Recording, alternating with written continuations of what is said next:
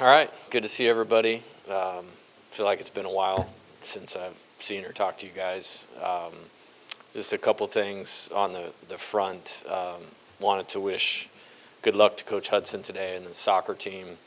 Should not be taken for granted. Anytime you advance to the last 16 teams playing in any sport in college athletics, that's a tremendous accomplishment. They've had a great season and definitely pulling for them today. And then, now that it's permanent, just very excited about Verge being our athletic director. There's 4 people that were part of bringing me here, and he was very central in that. So we've had a good rapport, since I interviewed here, and very happy to work with him, and he'll obviously do a great job. As far as our team, just finishing up our 45-day window of fall practice, fall training. I thought it was productive. I think it's just the way that it goes nowadays. You're turning over more of your roster than as a coach we probably would all like, and especially when you ascend to winning a national championship or a second national championship in 3 years.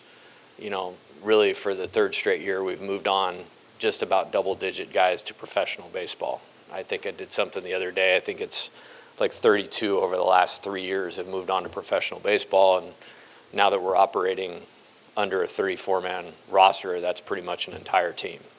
I do think the returning players that were a part of that team last year and that championship success have done a really good job transitioning from celebrating that and that lifetime accomplishment that they'll be remembered forever for, to working towards what's ahead of us this year, and have done a great job. And there's maybe some more transferable things from last year's championship to this year than there was from 23 to 24. That obviously remains to be seen. But I like how those returning players have done with that. I like the new players that we brought in. You get to talk to 2 of the top ones today, with Cooper and Zach. Obviously really excited about them and the contribution I think they'll make to the team this year.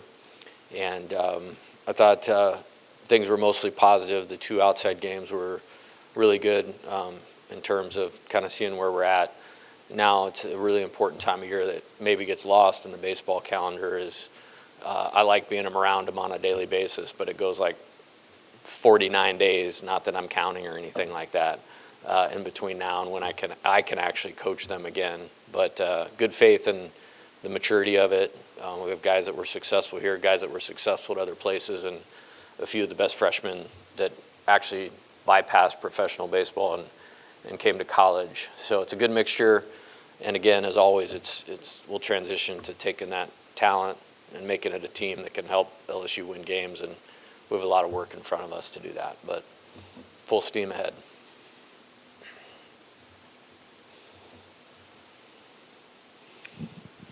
What impressed you most about Zach this fall that sort of stood out to you? Well, I was impressed with Zach before he was actually here. Known his family for several years. Recruited his brother at Arizona, who's in the big leagues with the Pirates right now. And so because of that connection from many years ago, always paid attention to him and his career, and probably would have also recruited him there had I stayed at Arizona as opposed to come to LSU. And has had a great 3 years at Grand Canyon. I think the hitting thing to me is, are you a good hitter no matter the situation? And is there nobody on base? Is there one man on base? Are the bases loaded? Can you take the same caliber at bat? And he has plenty of power, and the thing that grabs everybody's attention, but he doesn't have to sell out to hit with power. And I think that allows you to make a really positive contribution to no matter what type of game you play. That type of hitter can be successful in a small ballpark, in a big ballpark, on a day the wind's blowing in, wind's blowing out. Has tremendous strike zone discipline, tremendous contact skills. So you put all that together, you have a really good hitter. And is an exact perfect hitter for us to bring in with the corresponding pieces with this team. Jay, anything in fall ball that stood out to you? Anything you missed out on that you still would like to see? No, actually, I did something a little abnormal for me, to be honest with you. I felt like we got to a good place to stop with this team. And we actually could have played this last week, and I decided not to play because I felt like the right amount of hay was in the barn, and not that it would have been counterproductive, but I didn't see the productivity in playing a purple and gold World Series just for what this team needed right now. And that was on both sides of it. We actually have fewer position players than we've had, and so they got more at bats. I think, looking at it, and one of Omar Cerna, freshman catcher, he got like 68 plate appearances, that's a lot, for the fall. So I felt like that group was kind of at a good point to stop and shift what a lot of them needed. Didn't have to do with 2 more scrimmage games. And then the pitching, I felt like we were in a good spot to do what we do, which is deload and then reload into the season. And your pitching staffs, your offensive line, and their health it's going to determine whether you can have a successful season or not. So we stopped a little bit earlier just out of my own kind of intuition. So made the last couple of days a little weird when you get used to like a certain clockwork and calendar for me, but I'm sure the players liked it. And a few of it was like position players where I know what we have. And with some of those guys, and their benefit was strength and conditioning right now. When you talk about a player like Jake Brown that's had as much experience as he is, to get to a spot where he could get 10 more days to kind of sell out to an off-season program was going to benefit him more. And so I felt like we were at a good stopping point. I feel like I have good awareness of the team as we sit today, and a lot of that awareness is we have a lot of work to do when we come back. The NCAA made it a little bit easier with some of the practice changes. Like we'll be able to start practice January 12th, but we're immediately like in the 20-hour weeks. And I think that'll be good on a lot of fronts. But it'll help us, get prepared to win, come the first game of the year. And Jay, how encouraged are you by Gavin Guidry, and how much work how much more do you need to see maybe to think he could be effective next year? Yeah, I first off was really happy for him. Him and DJ Primo and Jaden Newt, they're the only 3 players that are still here that have been a part of both championships.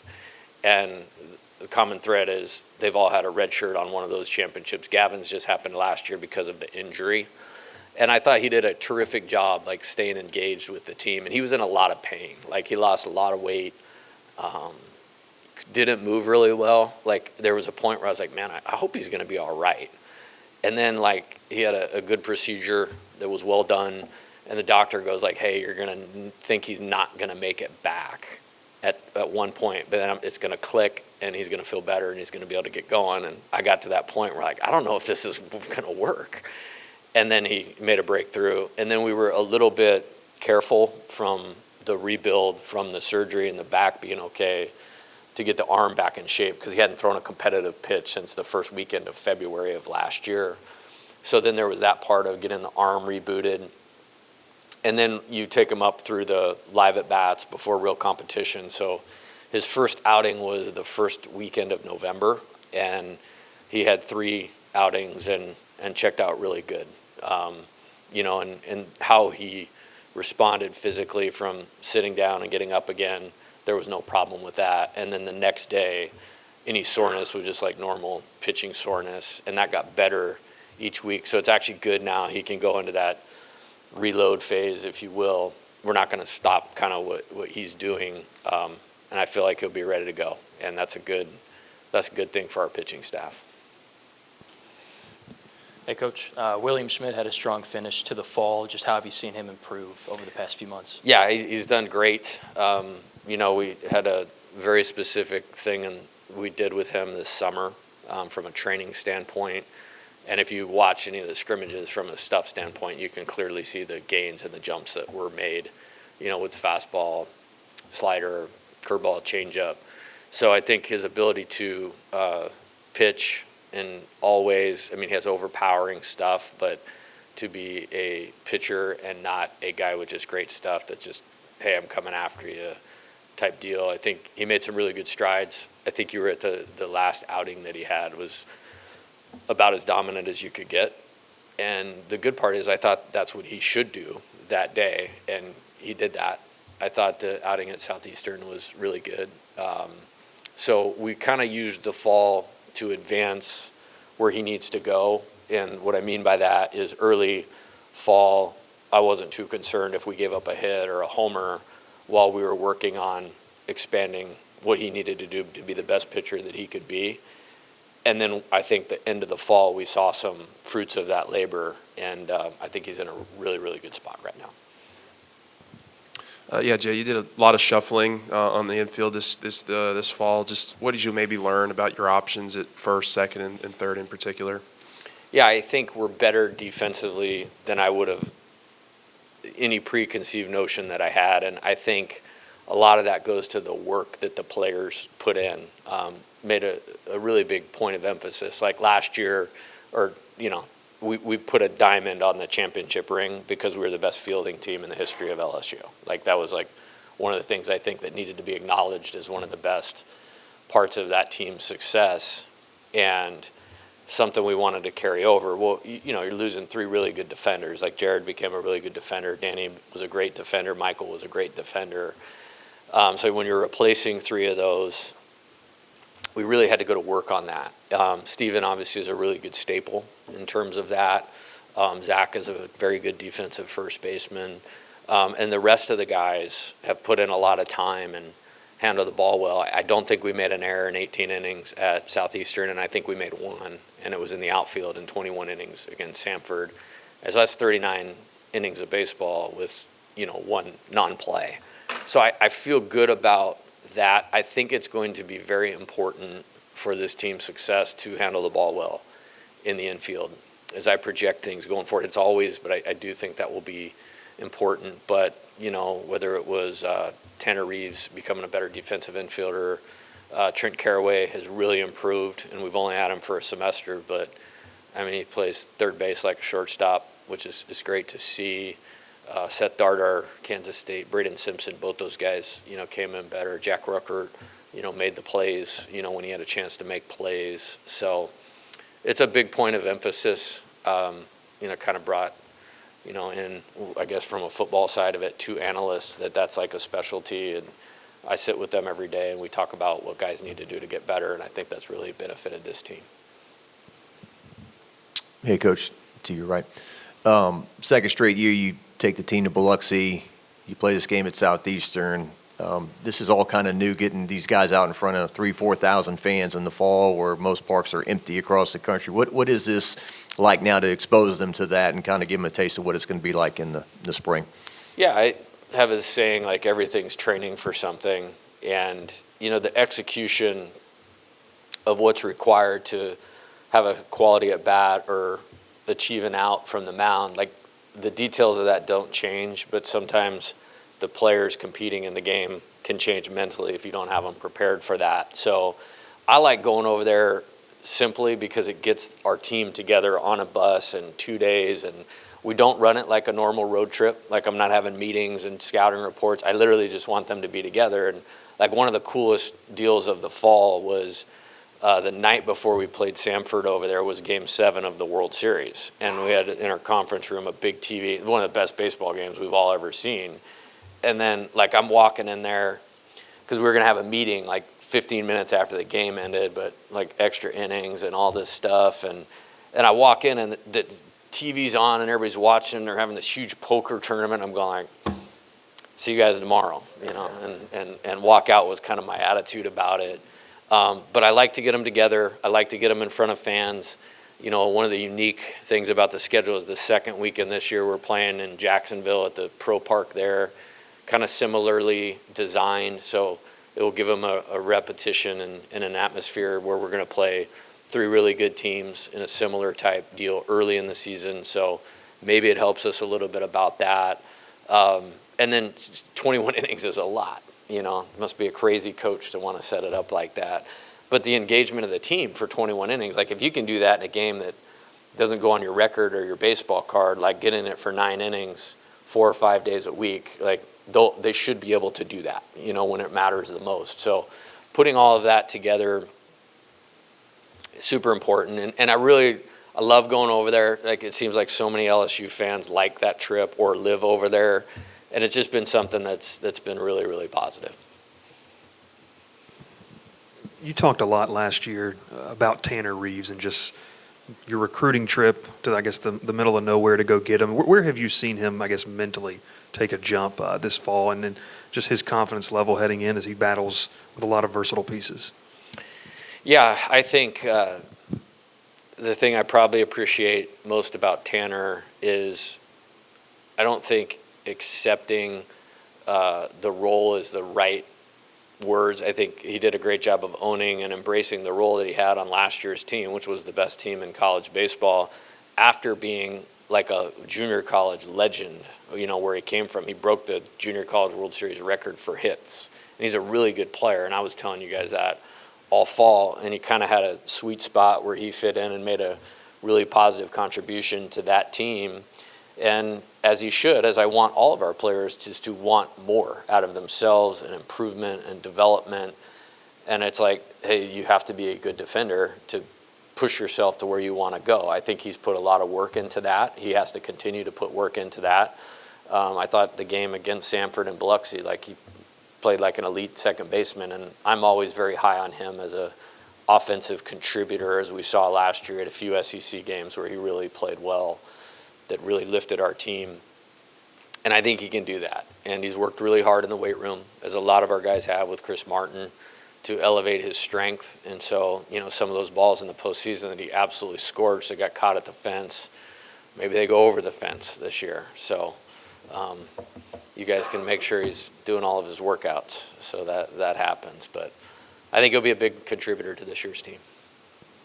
Just, if you would talk about your catcher position, how much is Omar getting up to speed and pushing Cade and Eddie as well? Yeah, I think they did a good job. I think Coach Jordan does a nice job with that group and the defensive part of it. And some of it is you just need time. Like, I actually had a meeting. I'm going through individual meetings right now, and I met with a couple freshmen this morning. He was one of them, and it's like what they do before, there's no way to prepare them for this.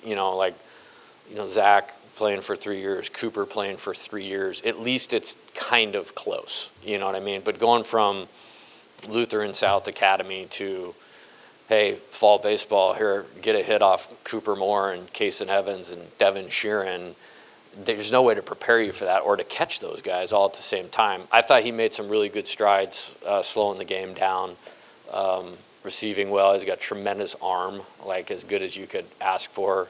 Obviously, he had a couple homers in those ABs. So Omar did a great job. I think he's going to be a great player here for the next 3 years. I thought Cade probably was the best player on the team for the fall, no question about that. Was the quality at bat champion. Almost over 650, which against our pitching staff is a pretty good number. Caught through well, managed the pitching staff, did a great job. And then thought Eddie had some good shots this fall too. I think he had the game-winning hit in the last fall game, and does a good job as a receiver. And I think we got a good unit right there. With Verge Osbury in place as the new AD, what have your conversations sort of been like with him, and have you talked about any potential changes with the way baseball's handled financially or otherwise moving forward with the new AD? Yeah, kind of like I said, he and I have had a great relationship from day one. Full transparency, when I interviewed, I felt like he was probably the first person that was like, I'm on board with this guy, and I could sense it, and so we've had a great, whatever you want to call it, working relationship, friendship, support from day one. I mean, I have 2 pictures after winning national championships with, Verge standing right next to me. And, I have a lot of confidence in him. We've had conversations about, and right away, and I respected that. From, hey, he's got a lot on his plate right now. And he's made us a priority. And he knows how much baseball is a priority here. So I have a lot of faith that we can improve in the ways that we need to improve, as a program, and we do. And I'm excited to do that with him. Maybe 2 more guys. Coach, any injuries to report after fall? Yeah, no, I think we've had a lot of the small stuff that, goes along with this sort of thing. We stopped a couple pitchers a little earlier, just not to chance anything, and got those guys the treatment, and they're back throwing. Some, nicks from multiple position players that was part of my decision to just like, hey, we're in a good spot, and get them into the weight room. Nothing that's going to hold anybody out from anything from this point forward. Cool, thank you. And then last year you bring in Anthony Ianson. He ends up being your Saturday starter. You bring in Cooper Moore. Just what do you think he can bring to the staff? Yeah, I think I'm really proud of how we've recruited pitching since I've been here. And, it's not my forte from a teaching or development standpoint, but I feel like I know what's needed to win and can see that. And there's multiple layers to that, and I feel like we've gotten that. Everybody will easily point to Paul. He's the best pitcher on the planet. He advanced himself while he's here. But then after that, the 2 years after that, we've led the country in strikeouts. And you look at Gage Jump, you look at Luke Holman, you look at Anthony, you look at Zach Cowan. There's some, real similarities with their ability to throw strikes, to throw whatever pitch they want whenever they want, with their competitive nature and makeup. And I think Cooper brings all of those things and more in a full season of experience at a Power 5 conference. And I think he's improved since he's been here. And I believe he would tell you that. Don't give away any secrets when they ask you about it, okay? Just before we do that. But, yeah, he's a winner. And we're a much better program because Cooper's going to be on our team this year. A little bit more on the pitching front. What have you seen? What kind of depth have you seen from the pitching staff, and how have you seen the transfers and all the new guys kind of work in and transition? Depth, pitching staff, always a priority. I had a friend of mine who was in the SEC when I came into the SEC as an assistant coach. He's not coaching anywhere in the SEC. And we just were casually talking right after I was hired. And he's just like, whenever you think you have enough pitching, sign another pitcher. And it was a very small, simple thought. But I thought there was a lot of wisdom in it. And I haven't say I've gone back to that. But I think our depth has been pretty awesome. I think if you look at last year's team, there's probably 13 or 14 pitchers that, regardless of how many innings they pitched, actually had pretty good statistics and made some contribution. I think there's some similarities into that. I have spent personally a lot of time the last 2 weeks about structuring the staff in a way that's going to be best for the players' individual development, and then putting the deal together to get 27 outs and win a game, win a series, sweep a series, have a great week, over 4 or 5 games. And we have some figuring out to do, but I feel like we have a really good plan, and you can have a good plan when you feel like you have good pitchers. I think Southeastern Louisiana, this could be a really good team. They probably are the favorite or the number 2 team in that league going into the season, and rightfully so. It's a really good team, and I think we only gave up runs in 2 of the 18 innings and had 29 or 30 strikeouts, and I thought that was indicative of the depth. And you're taking Zach Cowan, maybe the most valuable pitcher on the team last year, other than Cade or Anthony. We didn't even use him because we didn't need to see him in that environment. So I think there's some strong depth. I like the different types of pitchers that we have. I think there's some ability to match up, ability to get length out of some starters, some guys that could kind of split either way, and kind of some one-shot seals that can blow your doors off, for 3 outs. So I'm excited about putting that all together. Thank you, Coach. All right, good to see you guys.